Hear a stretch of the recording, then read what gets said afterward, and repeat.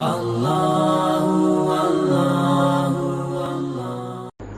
باللہ من الشیطان الرجیم بسم اللہ الرحمن الرحیم اقم الصلاة لدلوک الشمس الى غسق اللیل وقرآن الفجر ان قرآن الفجر کان مشہودا۔ سورہ بنی اسرائیل کی آیت نمبر 78 ہے۔ پچھلی آیات میں اسلام کے دشمنوں اور نبی کریم صلی اللہ علیہ وسلم کے مخالفین کا آپ صلی اللہ علیہ وسلم کو مختلف طرح سے اذیتیں اور تکلیفیں دینے کا ذکر ہوا۔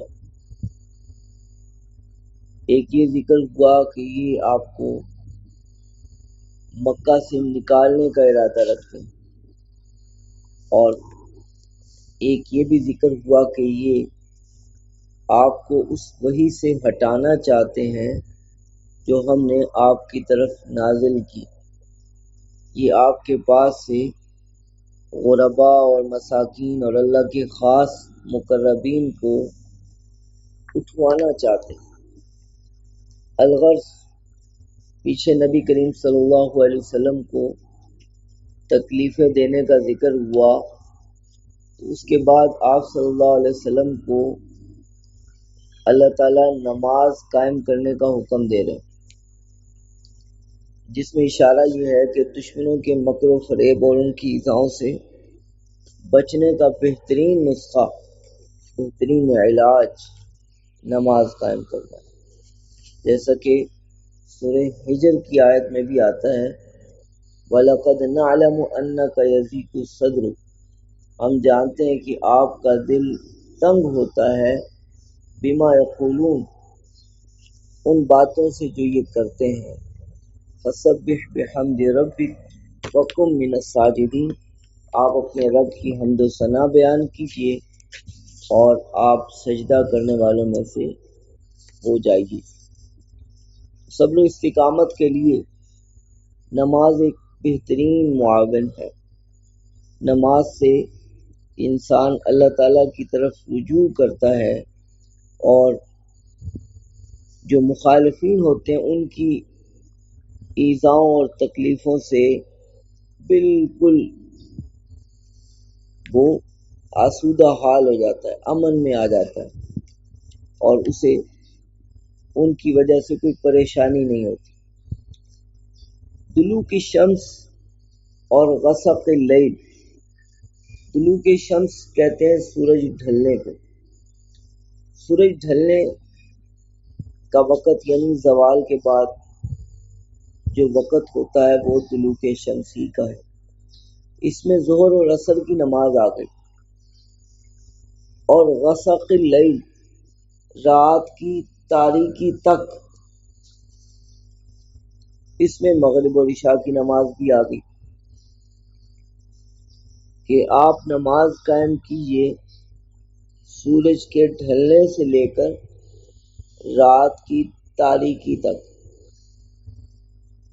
تو زوال کے وقت کی 2 نمازیں، اور پھر رات ہونا اور اس کی تاریکی ہو جانا، اس کی بھی 2 نمازیں۔ وقرآن الفجر، اور فجر کا قرآن پڑھنا۔ یہاں پر قرآن پڑھنے سے بھی مفسرین نے نماز فجر مراد لی، کہ قرآن چونکہ فجر کی نماز میں پڑھا جاتا ہے، اور اس لیے جز بول کر یہاں پر کل مراد، نماز کا ایک حصہ بول کر پوری نماز ہی مراد۔ تو 5 نمازوں کا اس آیت میں ذکر آ گیا، اور قرآن الفجر، فجر کا تذکرہ خصوصیت کے ساتھ کیا۔ آگے فرماتے ہیں ان قرآن الفجر کان مشہودا، کہ فجر کی نماز اور فجر میں پڑھے جانے والے قرآن کے وقت میں کان مشہودا حاضری ہوتی، فرشتے حاضر ہوتے ہیں۔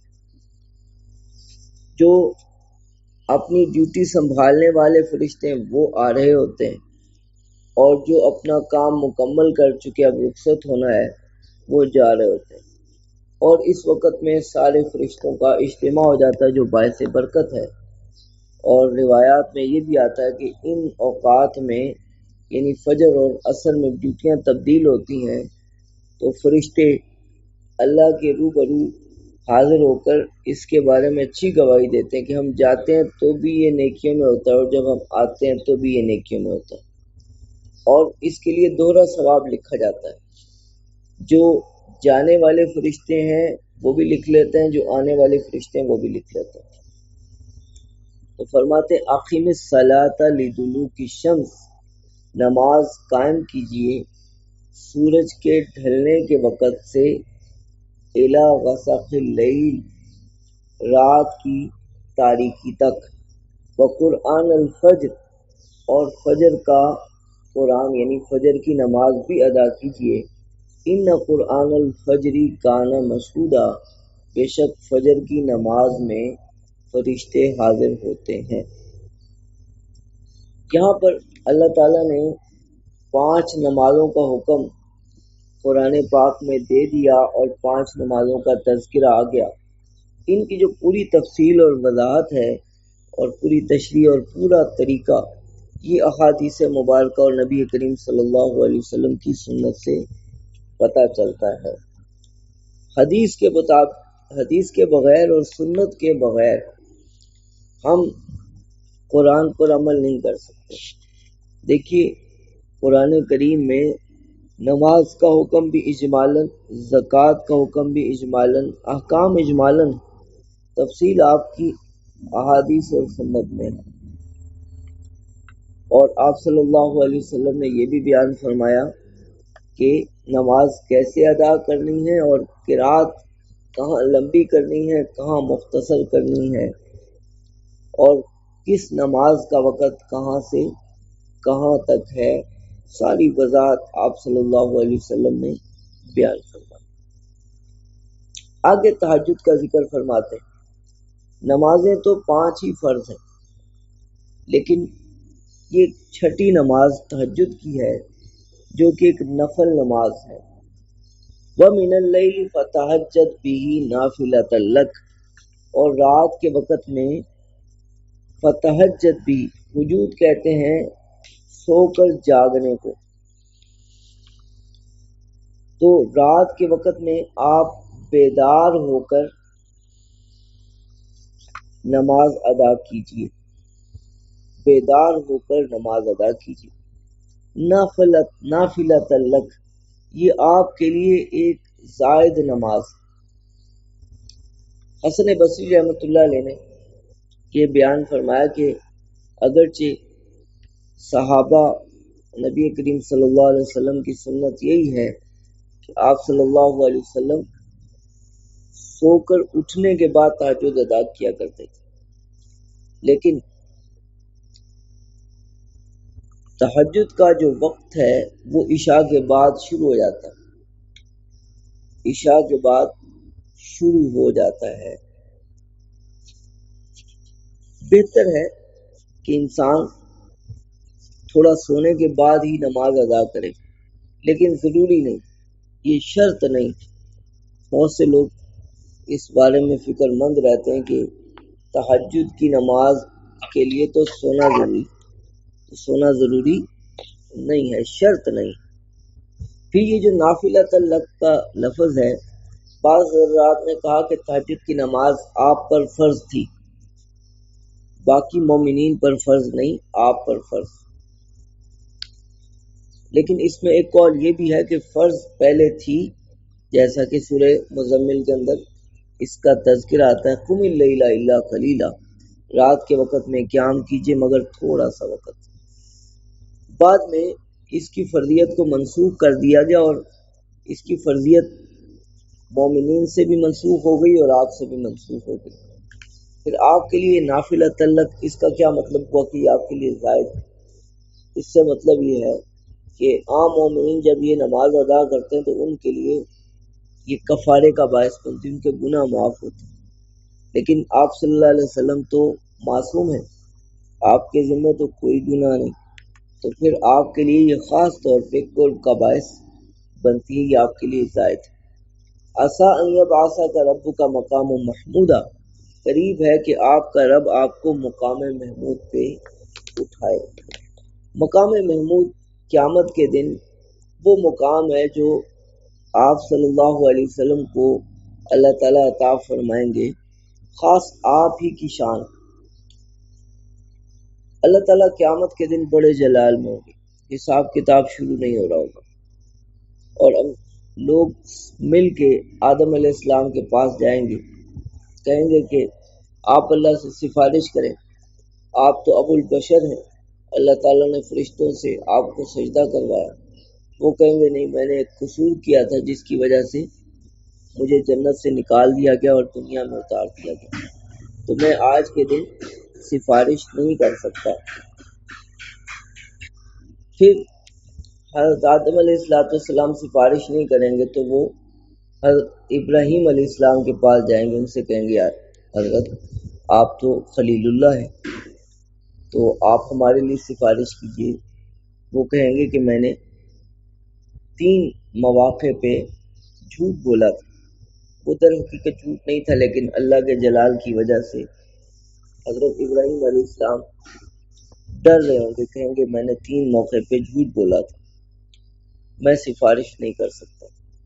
آج کے دن اللہ تعالیٰ بڑے غصے میں ہے، غضب میں ہے۔ نوح علیہ السلام کے پاس جائیں گے، موسیٰ علیہ السلام کے پاس، عیسیٰ علیہ السلام کے پاس جائیں گے، وہ کہیں گے کہ لوگ میری پرستش کرتے رہے، جاؤ حضرت محمد صلی اللہ علیہ وسلم کے پاس۔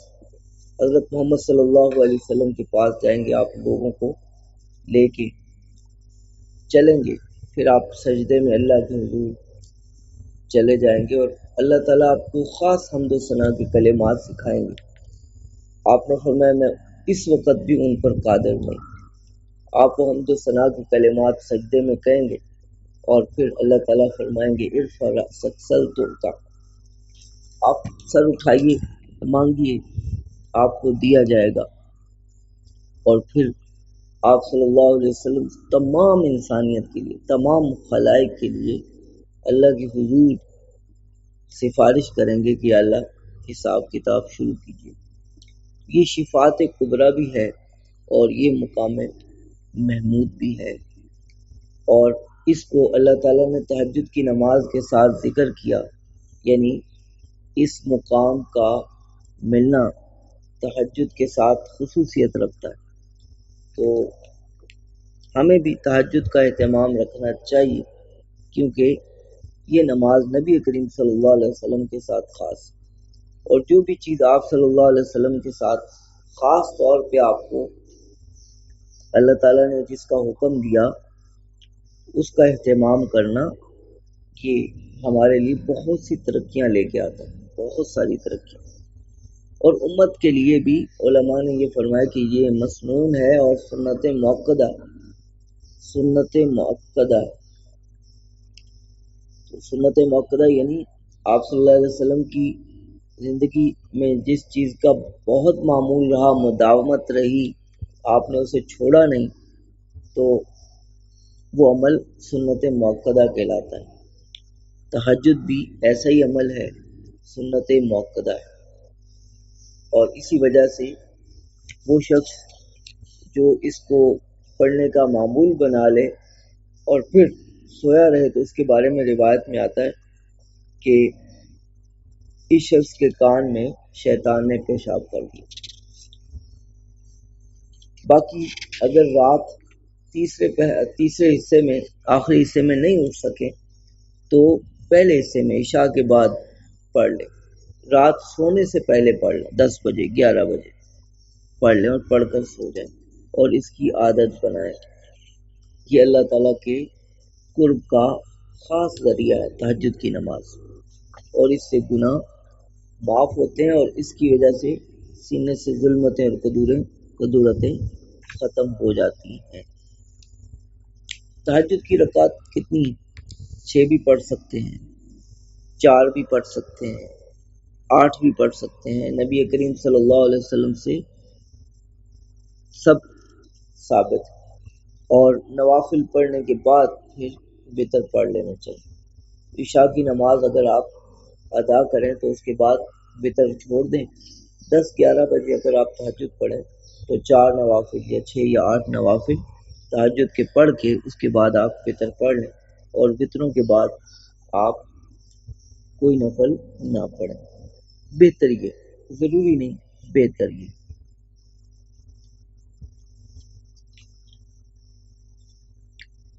آگے فرماتے ہیں وَقُلْ رَبِّ أَدْخِلْنِي مُدْخَلَ صِدْقٍ وَأَخْرِجْنِي مُخْرَجَ صِدْقٍ وَاجْعَلْنِي مِن لَّدُنكَ سُلْطَانًا نَصِيرًا۔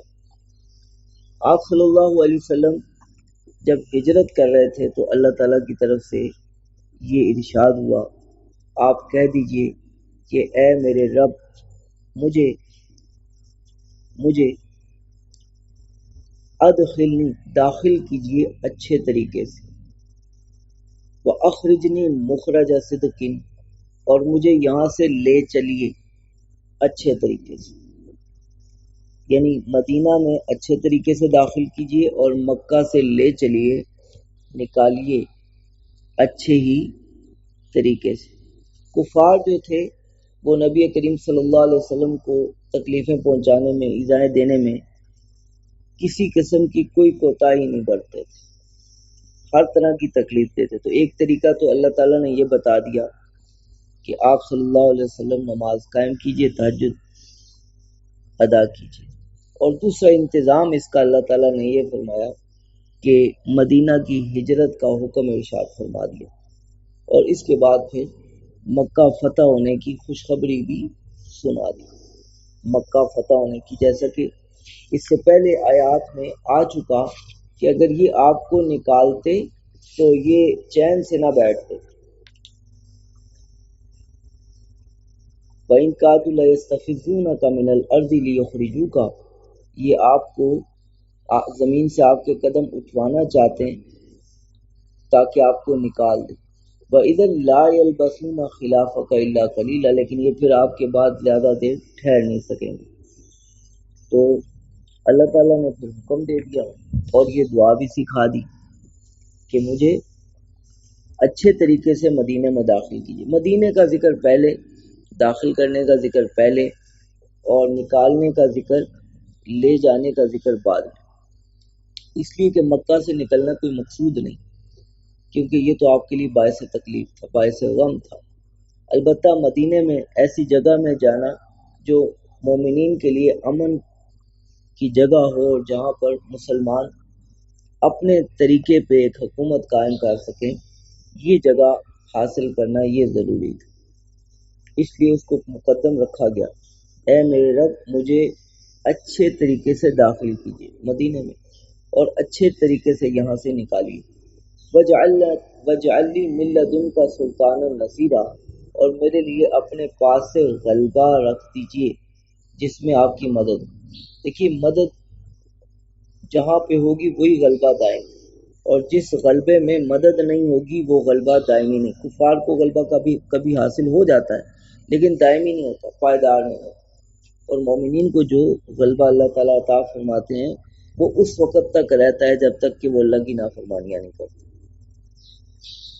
تو فرمایا کہ دعا کی وَاجْعَلْ لِي مِن لَّدُنكَ سُلْطَانًا نَصِيرًا، آپ میرے لیے اپنے پاس سے غلبہ عطا کر دیجئے جس میں آپ کی مدد و نصرت ہو۔ تو پھر ایسا غلبہ ہوا کہ اس کے بعد کوئی پسپائی نہیں، اس کے بعد کوئی پستی نہیں۔ وَقُلْ جَاءَ الْحَقُّ وَزَهَقَ الْبَاطِلُ، اور کہہ دیجئے حق آ گیا اور باطل چلا گیا۔ اس میں اشارہ فتح مکہ کی طرف۔ چنانچہ جب مکہ فتح ہو گیا، آپ صلی اللہ علیہ وسلم حرم میں داخل ہوئے، ہاتھ میں آپ کی لاٹھی تھی، اور آپ صلی اللہ علیہ وسلم بتوں کو مارتے جا رہے تھے اور فرما رہے تھے جاء الحق وزهق الباطل ان الباطل کان زہوقا، بے شک باطل تو تھا ہی جانے کے لیے، بھاگنے والا تھا۔ تو آپ یہ پڑھتے جا رہے ہیں، لاٹھی مارتے جا رہے ہیں، بت اوندھے منہ گرتے چلے جا رہے ہیں۔